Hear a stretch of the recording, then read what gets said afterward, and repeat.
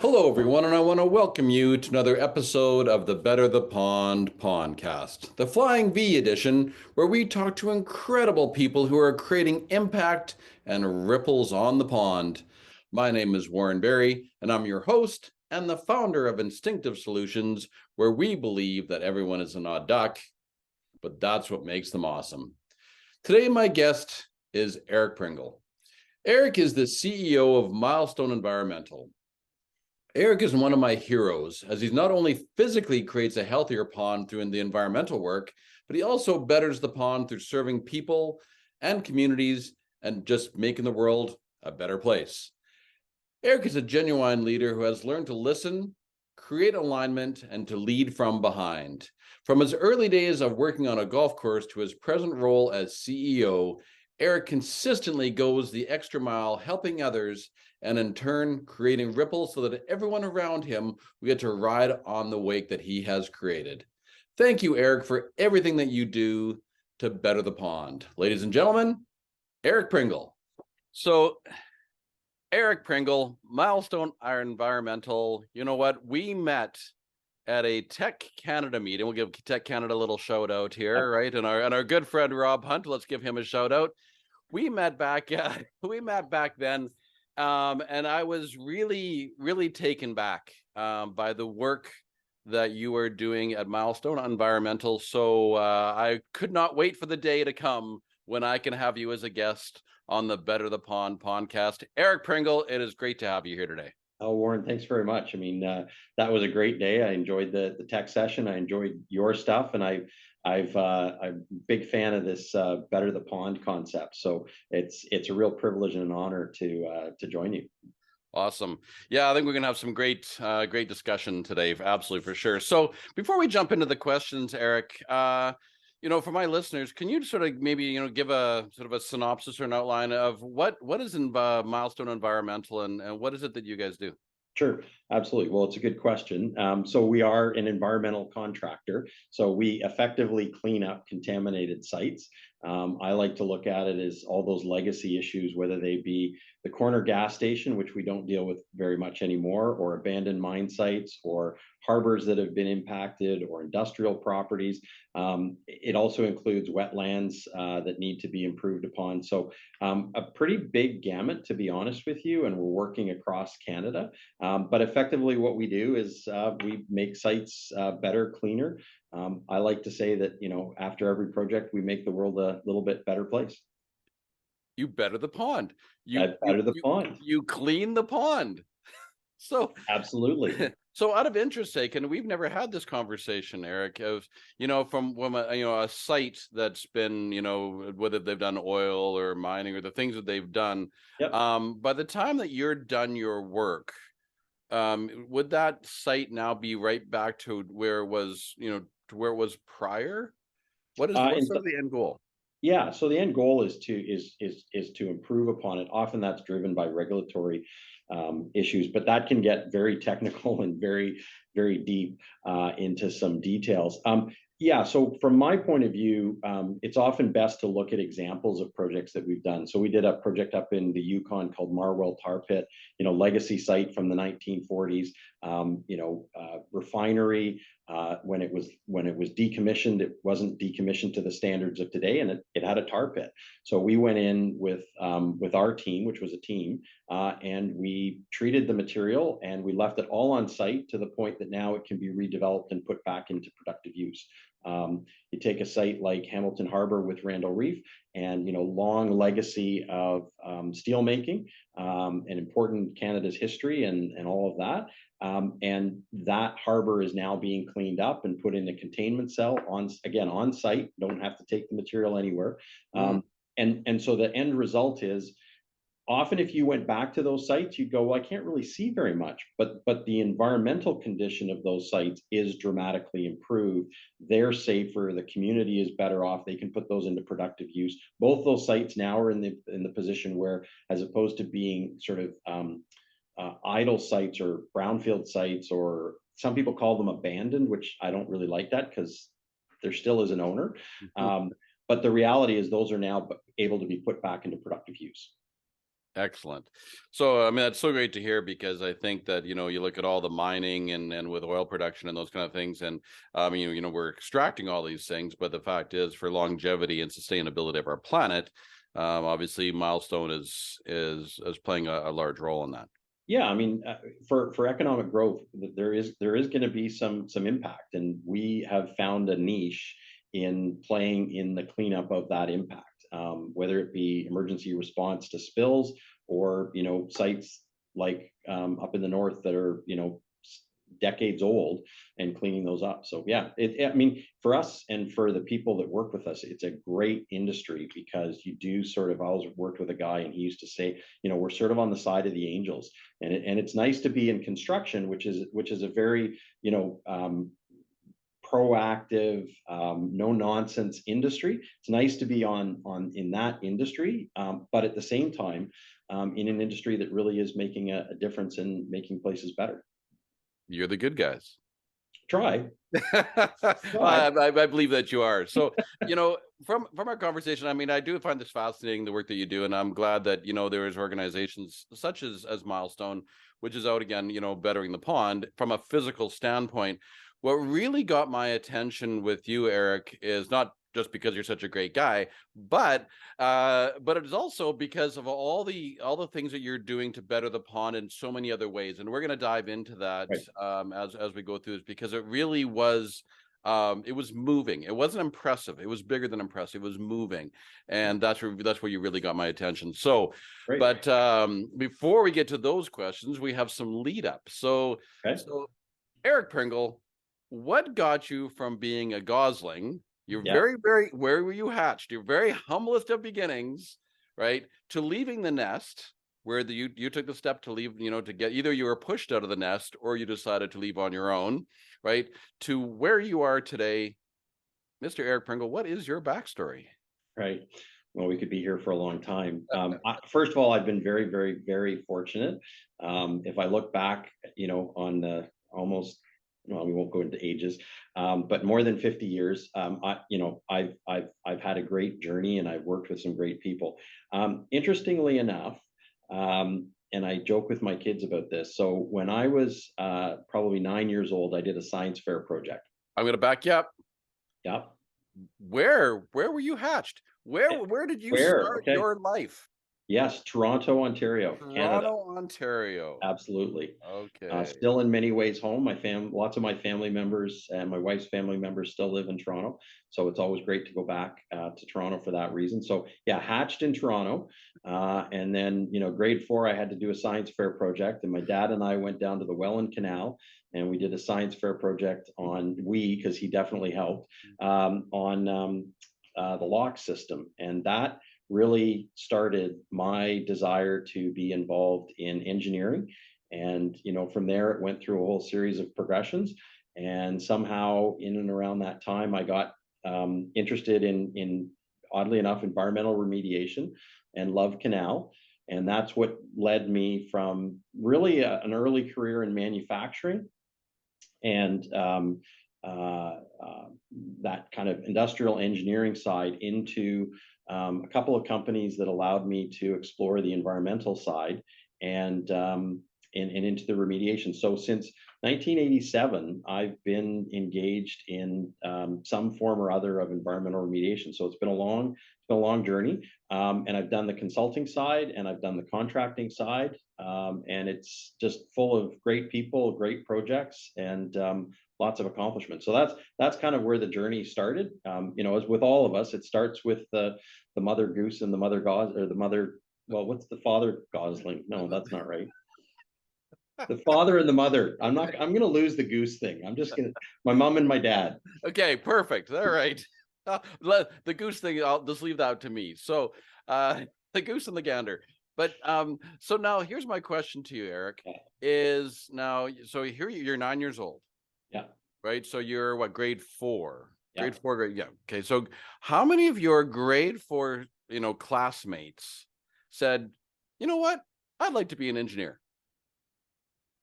Well, very few of them in reality, but I'm not sure. A couple of them, in fairness, did know that they were going to be, a lawyer, or maybe an accountant, or whatever.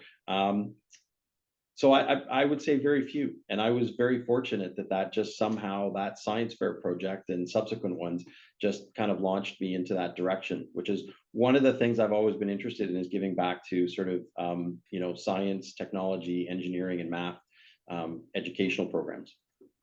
So what, tell me a bit, so there was just you, or did you have any siblings? Oh, I had two older sisters and one younger brother. And where did they end up in life? My sister Leslie is a lawyer and just about to retire as, I believe, an Ontario court judge. My sister Jill is works with a program. She's effectively a social worker, but works and runs a program for children in terms of some of the tougher, more marginalized kids in our society. So tremendously valuable work. And then my brother Ian is director at a group called Farm Radio. And they do international work promoting radio for farming communities and education. So Pretty there's varied, this, well, true, but there's a theme that walks through this, right? Which is about sort of people in community. right? That if I was to kind of weave through in the right. So now, looking back, can you just sort of maybe shine a light on your parents of where that got instilled from? Because obviously, you and your siblings have sort of followed different paths, but there's a common denominator that fits, I think, smack dab in the middle. Yeah, I mean, I think we were always brought up from my parents with a sense of purpose and values. I think all of us have that. It's funny, we have all followed different paths, but in later life, we've come to realize that we're a lot more similar, even though we have different interests and different pursuits. There's that DNA that binds us. Mm-hmm. So without a doubt, I mean, both of my parents very committed to community, very committed to people, high, high standards. I think I was talking to my son the other day and saying, hey, you're third generation perfectionist. So that's a challenge to work through. But yeah, it definitely comes from, two parents that put a lot of time and energy into their kids. And I think gave us a great push in our careers and our lives. We had a conversation probably about a week or so ago, and correct me if I'm wrong. Were both your parents educators? No, my dad was actually a lawyer, Oh, and my mom was effectively managing the family and keeping us all on the straight and narrow with four kids as a full-time job. apparently my memory has failed me. That's okay. Well, they were educators in the sense that if you look at what they did for their kids, they definitely had an impact on the four of us, and I would argue, on their grandchildren too, which is again that ripple effect that I love. Right, absolutely, and we're going to definitely dive into that. So here you are, that you're the 9-year-old engineer, and you've obviously got your sights on a vision for your future. So going into your teenage years, and you got into high school, number one, what was your first job? Oh, my first job was my absolute best job ever, and I still long for the day. So my first job was at a golf pro shop at a golf course in Muskoka, north of Toronto, and I worked there for 5 years. Eventually, became the pro shop manager, working with the pro and the rest of the crew. And it was I actually was able to go to work most days by boat. By boat? Really? It was a heck of a commute. Love it. That's awesome, actually. So what was it about that job that you love so much? Oh, great question. So, funny enough, I started off, in the back shop, as they called it, washing golf clubs and carrying golf bags and, cleaning up everything under the sun. I just love the fact that you could get engaged in work and you could see that improvement, whether it was, improving the way the shop ran, whether it was dealing with the customers.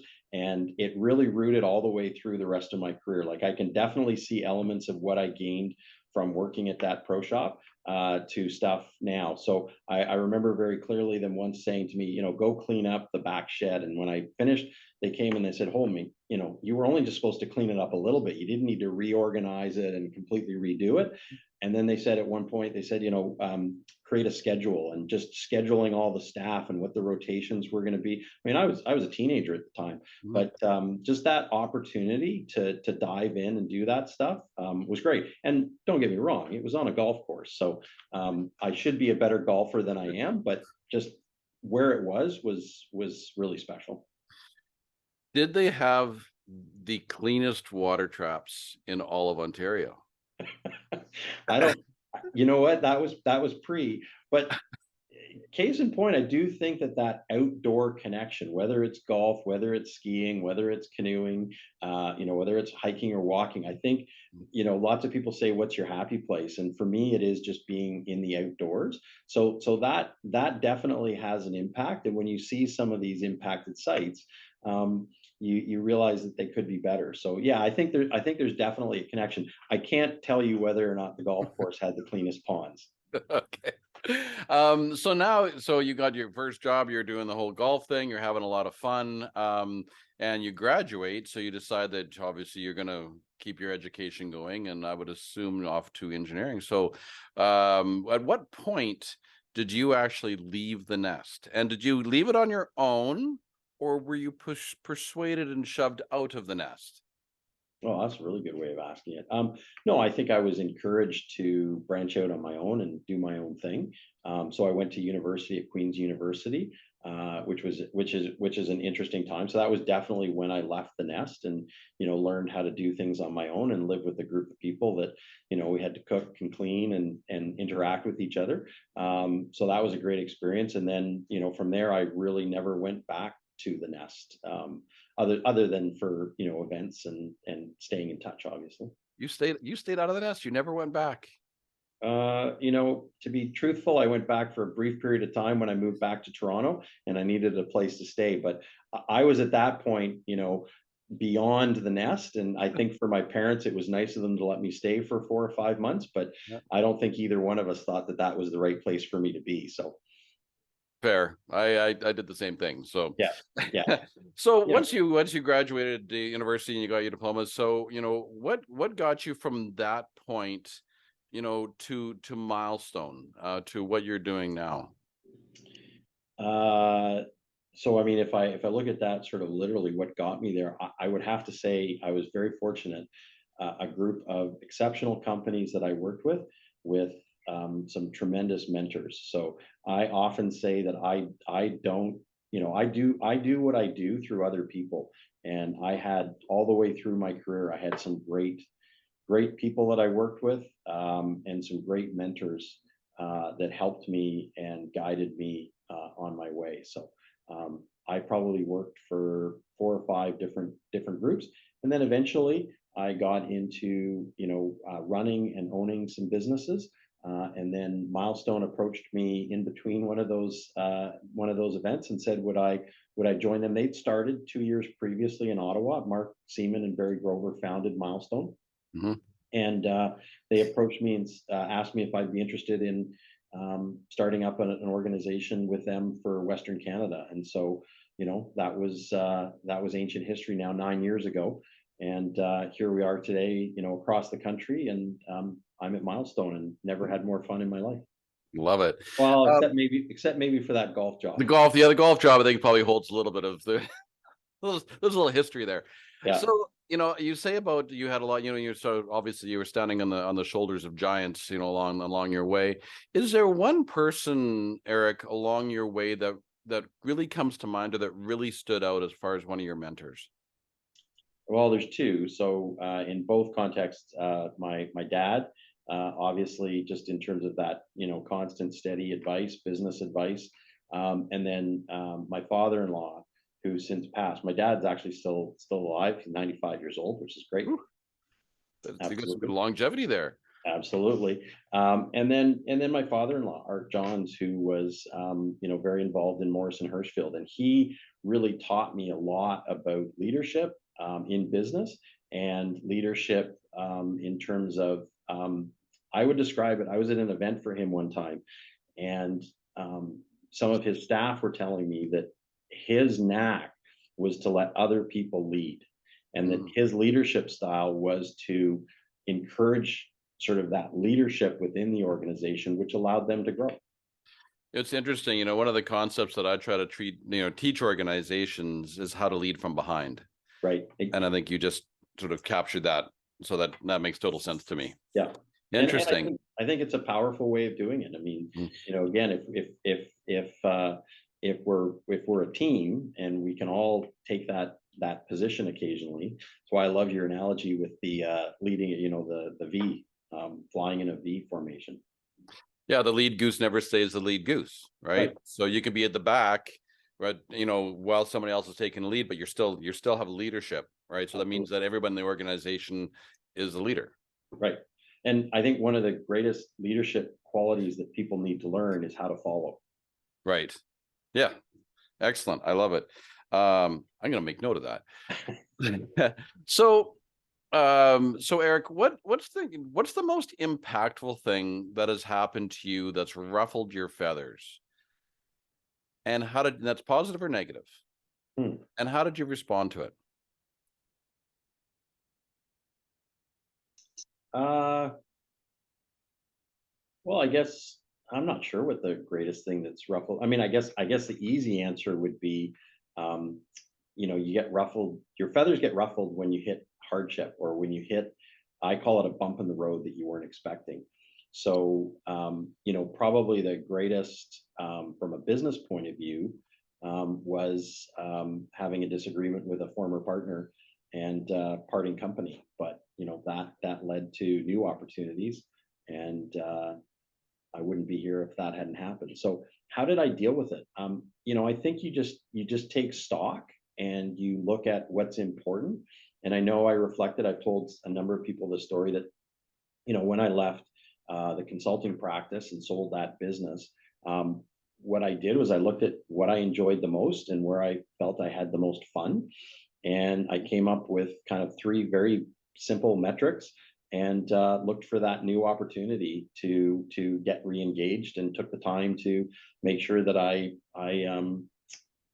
did that, and luckily it's worked out really well. One of the things that I'm talking to, multiple people on the podcast, and from my own experiences, some of the hardest times that I ever had in my life, some of the most, where there was the most difficult, the most challenging, when you're up against the wall. It, at the time, was not a lot of fun, obviously, Right. but in reflection after, it's the best thing that ever happened. So you learn to be grateful for those scenarios, although at the time you can't see the forest because of the trees.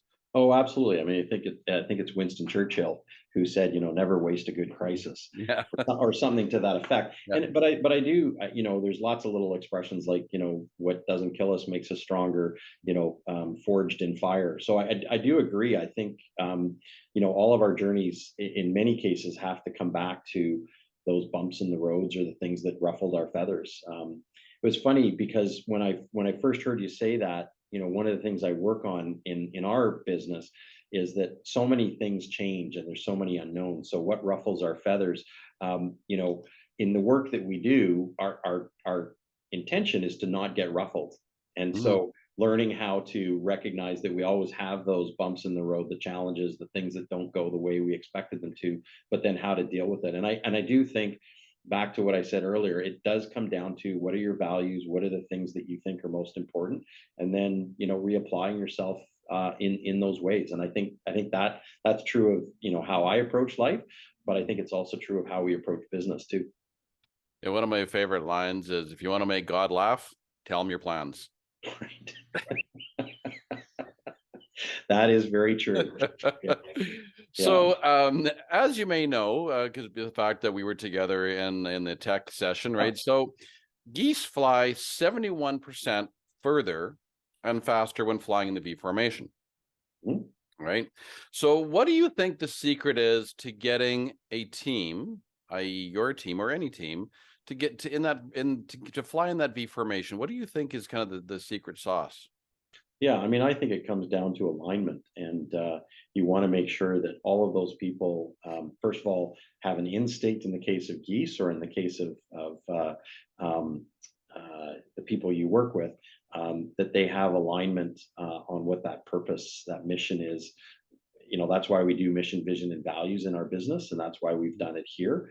So I think it is around alignment, and you know underneath all of that, I think one of the things that from a work point of view helps is if you have people that have a similar purpose and passion. And so that definitely helps. And then we talk about alignment a lot. I think you have to have common purpose to fly in that V. Otherwise you get people going off in different directions. And to some extent, that's good too. Often that spawns a lot of innovation. Hmm. Do you think just having a vision alone, right? So we got value, and I understand we all have to share the same values. I think it's obviously that's critical. Do you think though that having vision alone of knowing where we're going is enough to be able to have people fall into that V formation? No, because they have to choose to fall into that formation. So it's a complex issue, and you're better at the people side than I probably. Remember, I'm an engineer. Um, but no, I mean, I think there's a lot more that has to happen. You have to have chemistry amongst the team. Um, you have to have a little bit of that family feel to it, where you like working with each other and you want to work with each other. And you have to have different skill sets on the team as well. So often the different skill sets means that there's going to be a slightly different vision. And so I think maybe a part of it is Warren, that you have to have a lot of communication. And so you have to communicate with people as they go through bumps in the roads, or euphoric moments, and where they're really enjoying what they do. That communication is huge, and that's why for us, one of our values is around collaboration, and we say relentless collaboration on a daily basis, because we want people to be always coming together and having that discussion. We will definitely have disagreements, but if we're focused on that common purpose, I don't know where geese go when they fly in a V formation. I think they either go north or south, but effectively they know where they're going, and so that's the key thing. Whether it's for Milestone, whether it's the people internally, but our subcontractors, our suppliers, our clients, and people that work with us. I think that communication is critical. Yeah, one of the lines I love is the problem with communication is the assumption that it's actually occurred. Right. And but it's interesting though is that, and I'm glad you brought this up, because when geese fly in the V formation, is that every goose can see where they're going. Right. Yeah. Right? Everyone has a clear vision, right? So as long as that vision, so it's the migration, right? So if we know we're going to end up in that field, or that slough, or whatever the case may be, everyone knows that, and then it's clear, so everyone can see. And if you don't have a clear vision, if you don't have no one can see, then that's why they get lost, because everybody's, I always say in an organization with culture is, if the culture of an organization is not clearly defined, everyone else will make it up. Right. Well, and I always like the definition of culture, that's what we do to fit in. So it's how you exist within an organization. I would argue though that especially in my path, the fact that they break away from the V sometimes, as I say, that creates innovation or new companies. So it's not necessarily a bad thing, but the main flock, I guess, in the case of V, needs to keep moving forward. So there's a lot of similarities in your analogy with business for sure. Mm-hmm.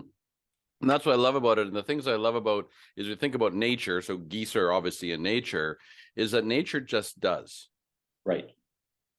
And I think we think about from business, we can get to that point. I think that there's true success there. So just quickly, because I want to keep moving with you, Eric, but you said something to me that really got my attention. And you said relentless collaboration. Yeah. That's got my attention. Okay. What's relentless? Define relentless to me of what that means for Milestone. Yeah. So constant, break through the barriers. If it's not happening, recognize that it should be happening, and keep pushing forward on that. So again, another value is ingenious solutions. And like I said, I think there's lots of examples of ingenuity that we have, but often it's through a team. And so always coming back to that team dynamic, always coming back to, like we said, especially with, the last few years with COVID, if you feel isolated, know that that's not as a company what we want. And so whatever you have to do, figure out a way to collaborate, whether that's a Teams meeting, whether that's a coffee, whether that's a brainstorming session and a whiteboard session, which I particularly love, whatever that is. And so it really is, internally and externally as well, because in our business, when we get involved in projects that don't go well, I always encourage people, like, pick up the phone right away or go and have a meeting, meet face to face, make sure that we have that communication and that dialogue. And so to me, that's what that collaboration is bringing the best of the team to the table constantly. And what I say to people when we go through mission, vision, and values is every day you should have an opportunity to collaborate. If you're just working at your desk on your own, that's not daily relentless collaboration. Mm. And I think from sort of listening to you talk too, is it's not just about being nice to one another. There's also times when you're going to have disagreements, right? Oh, Obviously, yeah. that's welcome to the human condition. Yeah. But welcoming that other point of view, because that might throw you in a different direction that you may have never either saw, or someone pushed in a direction that became more valuable in the end. So Yes. rather than just going along with, someone might fight for something, but actually throw it in a direction that you may never seen before. Yeah, my favorite book continues to be, from a business point of view, Five Dysfunctions of a Team, Mm. because it makes that point is you have that trust with your colleagues and with the people that you work with, and that allows for what he calls in one of the books conflict. But it's that dialogue that stems out of that creates that pathway forward. So I would agree with you. We're not always going to have full agreement, and communication is about an exchange. It does require that discourse to go on and to learn from each other. And I would also add, which I'm working on continuously, listening. What'd you say? I'm kidding. Yeah, sorry. Fantastic. So this is really one of the meat and potatoes I wanted to get with you, Eric, because I really, again, this is the point where when I met you and had conversation with you, that you really, I was, again, as I said, I was moved. I wasn't inspired. I was moved. And so the question itself is, what are you doing right now to better the pond? And we know that you're doing it physically, but I'm going to jump into the other things that you're doing.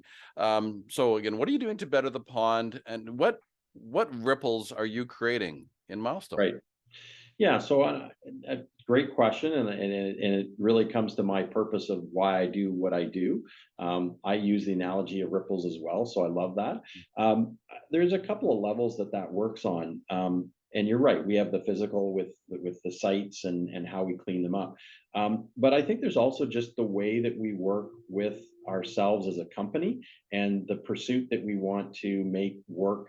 I'm a big believer that work, going all the way back to that, golf course back shop example, work can be a very uplifting, powerful pursuit. And so if we can do that with our staff and with our partners and with our colleagues really well, in terms of how we behave and how we act and how we accomplish things, I think that has a huge ripple effect. And I think that one place that in our business at Milestone has definitely taken hold is our work with, first and foremost, communities, but now in particular Indigenous communities. And we really are trying to work in a very collaborative, proactive way with the Indigenous groups that we find ourselves working with on some of our projects. And almost 60%, so better than 50% of our work has some element of Indigenous group or Indigenous land or an opportunity for that. And so one of the things that we're really trying to do at Milestone is really promote that, and to really look at that as part of our purpose is to connect with those communities, all communities, and then really through that learn from them.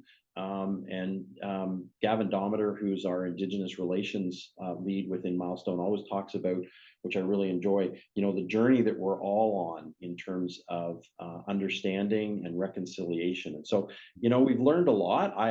I've always been attracted to that in our business, but I really learned a lot in particular since coming to Milestone. And I think it's, another one of our values at Milestone is caring.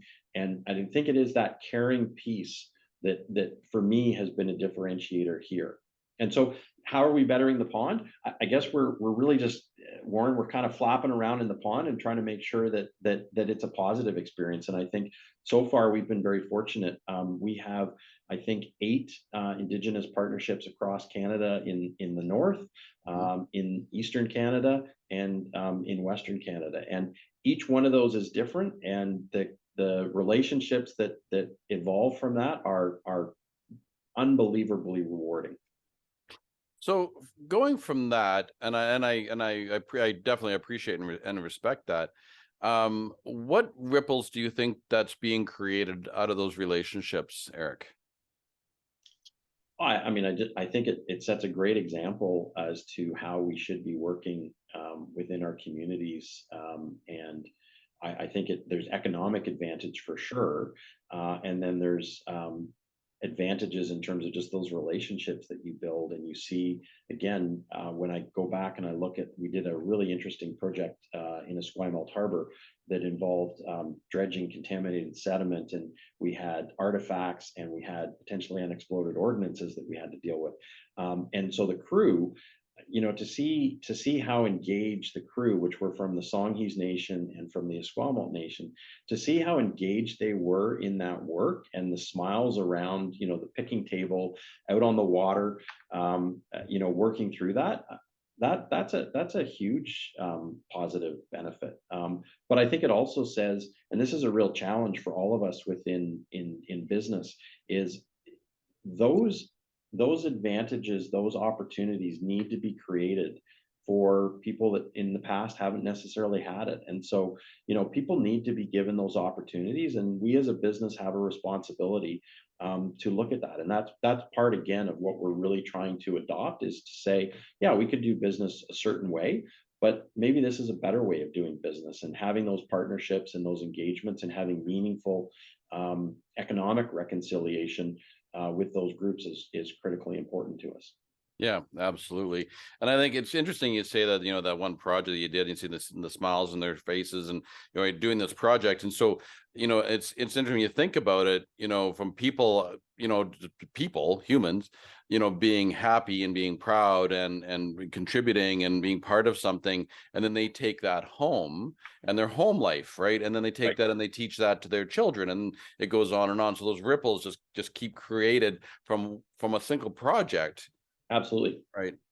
Yeah. I mean, how do we as individuals really make a difference in the world? And I think it is that positive effect. And at one point, I came up with this model that, if we did business a certain way and we had a certain number of employees, and to your point, they, pass that on to their children and their family and their outer circle, and then that had an impact. All of a sudden, that's a pretty impressive impact on the world. So I know that gets a little bit too sort of elevated, and I don't view myself in that context, but I do think that it really is that simple, and that should be on every personal interaction and every business interaction that we take every day that we are blessed to be on this earth. Yeah, and I mean, I really love your point, Eric. And it's, going back to that, it's something so simple. That's why I created this podcast to begin with. Right. It was just to inspire one person to maybe do something differently, which would do something differently and have the ripple effect. So one person it's a butterfly effect, right? Absolutely. And to your point, I think one of the things is that we all can benefit from kind of copying from each other. And if we kind of allow that and we learn from that, that's the great thing. Again, another plug for tech. That's the best thing about tech, is you get resource speakers, you get your peer group sitting around the table, and you all have different perspectives and you learn from each other. And that's no different than what we try to create within our business internally within Milestone, is how do we create that, and how do we leverage that for the people that we work with, even if they're not part of Milestone. Maybe they're just a joint venture partner, or maybe they're a subcontractor, or maybe they're a client. I mean, where we're providing a service to them. So yeah, I mean, it certainly fills your day and makes life interesting when you do all this kind of stuff. Yeah, absolutely. And one of the things too, and you talk about working in Indigenous communities and those kind of things, but looking at the Milestone website, and I would encourage my listeners to actually check out your website, because if you look at all the other organizations that you help, that, Eric, is not a short list. Right. Well, It's a long list.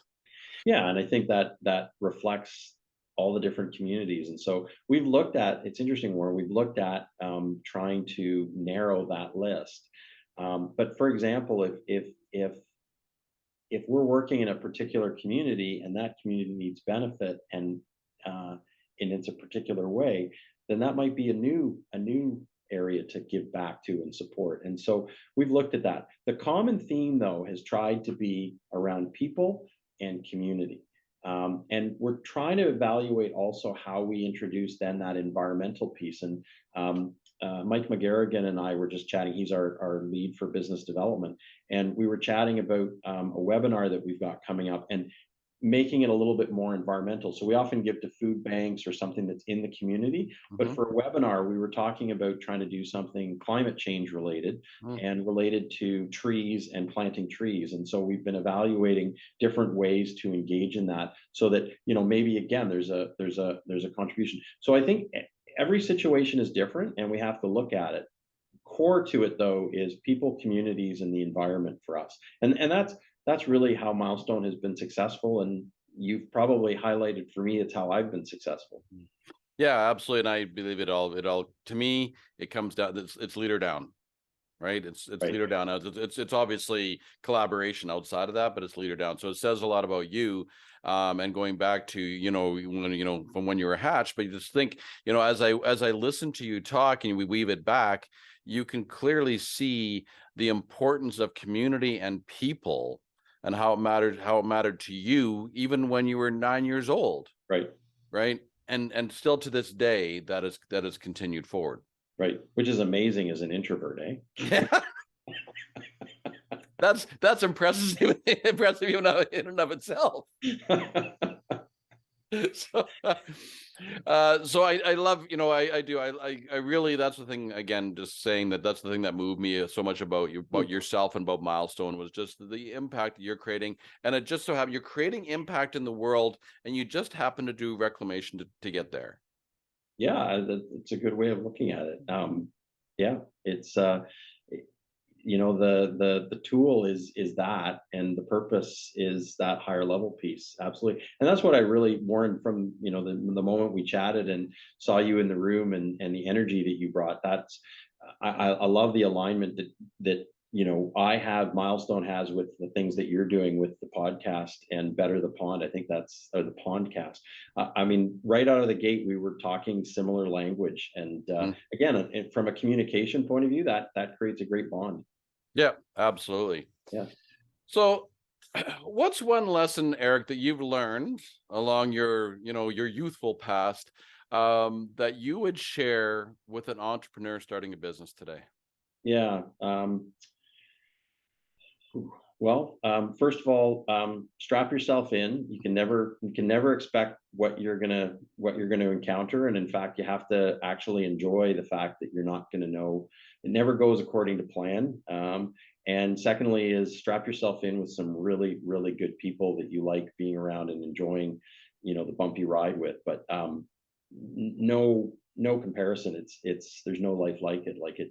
It's highly, highly rewarding, both in so many different elements of it. So I would just share with people that they should try one way or the other to introduce that entrepreneurial spirit, which is another one of our values, is just making sure that we've got that entrepreneurial spirit in whatever we do, whether you start a company or you're working within a company. And I've never started a company. I've always been attracted to groups that are already off the ground, and I joined the V formation that they've already started. And so however you do it, I think it's that entrepreneurial spirit that we can all benefit from and all consider how we bring that to our individual lives. And so one of the first things you said is strap yourself in, because it's it's a bumpy ride, right? Yeah, But if you like roller coasters, yeah, that's kind of what it's like. So yep. if you like that piece of it, it's a lot of fun. Yeah, Absolutely. So basically, your two pieces of advice was number one, strap yourself in. You know what you're getting into. Commit to Number, it. you're right. So Yep. you know that you're going in with with open eyes. Yep. And the second part is make sure that you surround yourself with good people that you enjoy working with, that you have fun with. That what I'm hearing from that is like the work is fun. Work isn't work. Yeah, absolutely. Yeah. I mean, we spend a lot of time doing it, so you better enjoy it. You better get some rewards out of it. And however, whatever that reward looks like. But absolutely. I mean, we're only here for a short period of time, so we better make sure that it's as worthwhile as possible. Exactly. That's when I say when I work, yeah, I tell people I get paid to have fun. Yeah, absolutely. Yeah. I get paid to play, and And such a how great many place. how many people have we all talked to and they say, yeah, man, that day went really quickly. Hmm. That's kind of a good scenario. If you're productive and you're enjoying what you do, that's a blessing. Yeah, absolutely. Yeah, Takes a bit to figure it out and get there, but boy, when you get there, it's the roller coaster ride is worth it. absolutely. And if you're like me, and it's easier to borrow from other people and learn from other people, that's where this, with strap yourself in with good people, because I've all the things I've learned with other people around me, whether it was, actual teachers or people that I just noticed and observed and learned from almost sort of passively. So I think that's one of the benefits we have of, being on this earth is all the people that surround us. Yeah, absolutely.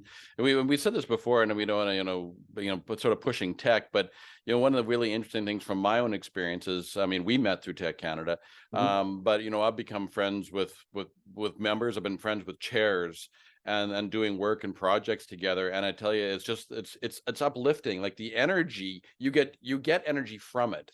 Yeah. It's energizing versus depleting, and it is such a game changer. I also love some of the, I mean, we could go on forever, but I love some of the adjacencies, like the fact that you and I engaged in a tech session, and then we've engaged a couple of other times with other people within our network, and we've introduced, people around, and now we're doing this. I mean, I think that's one of the benefits is that collaboration. To me, that's what occurred to me when you said, "What is relentless collaboration?" It was like this is kind of relentless collaboration. Right. I love it. So I have one last question for you, Eric, and I'll try to be a good steward of time. But you have a question for you that I did not give you, and here's the question: if you were standing on top of a mountain Yeah. and the whole world is intently listening to you, what would you say? Ooh. Remember, I'm an introvert. My first thought is I'm walking down that mountain. Um, um, I, I think I would probably. I mean, there's a certain humor that I always introduce. So I don't think I would have anything to impart to the whole world. Um, I guess if I'm on top of the mountain, hopefully they learned from how I struggled up the mountain. I think my first thought would be, where do we go next? So it would be more of a question than a Yeah, statement. because I mean, if I'm talking to the whole world, I don't know what the whole world needs. I just know what, the people around me might need. Well, that's a great question, Warren, and you stumped me with that one. Um, um, what would I say? Well, if I was at the top of the mountain, and I use this analogy in business all the time, if I was at the top of the mountain, I would say, hey, this is pretty amazing. We've reached the top of the mountain. Thank you all for your contributions to because the person who reaches the top of the mountain, like if you use the classic Everest, look at base camp. There's a whole lot of people that are resulting in those one or two people that get to the top of the mountain every day. So it would be basically to say, thanks for letting me get this viewpoint and this vantage point. And then, yeah, where do you want to go next? There's something you said that's interesting and that just comes to mind, and I appreciate your response, obviously, because the fact is that you understand to me that you're grateful Oh, to be absolutely. there, right? But the other thing that you said, and you said it earlier, is that when you said about I would ask you'd want to you'd ask more of a question, which tells me that if you ask the question sort of what does everybody want, right, is that you would then be there to listen, and you led to that earlier. saying if something you're really working at is about listening. And I think that in itself is a response in and of itself, is listening to others' needs. Totally. I mean, I'm a big believer in servant leadership, and I'm a big believer that we're all here for each other. We'd be better off if we were here less for ourselves and more for others. Right. So it's if you want to go fast, go alone. If you want to go far, go together. Wow. Well said. So, Eric, I do want to thank you for your time today. I want to thank you for everything that you're doing, obviously, to better the pond personally. I want to thank you for bettering the pond professionally through Milestone and everything that Milestone is doing, everything that they stand for. And if anybody wants to find you and connect with you, where do they go to find you, Eric? Yeah, I'm on social media with LinkedIn and Twitter. I won't get all the things right, but easiest way is to drop me an email at ericp@milestoneENV.ca, or give me a call on my cell phone. So I will get that. I'll put that in the show notes so that people have it, so that they can reach that, and they could reach you on your cell phone. Yeah, absolutely. Look at that! Wow, putting yourself right. The introvert's putting himself right out there. Absolutely. No, sell is great, and I would say in contracting, that's one of the lessons I've learned is our form of communication is cell phone. It's not. I'm a terror. I email way too often, but it's really not affected through email. It really is working that through voice to voice, handshake to handshake, and that's part of what I love about our business. Yeah, it's that's a personal touch, right? That we're humans, we're not digits. Absolutely. Yeah. Warren, right back at you. Thank you very much. This was a very engaging, fun process to go through. A little too focused on me, I got to admit, but that was fun actually, and so I super enjoyed it, and I love the stuff that you're doing. I think giving platform to people that are doing good work can never be shared enough. So thank you very much for that and the energy that you bring to it. Well, thank you. I think we can be part of the Mutual Admiration Club. Absolutely. Yeah. All day long. So there you have it, folks. We had a great time here today with Eric Pringle from Milestone Environmental. And this is Warren Barry, and I'm flocking off to take you beyond the pond to better the pond, because we're better together. Thank you so much, Eric. Thank you. Have a good day, everybody.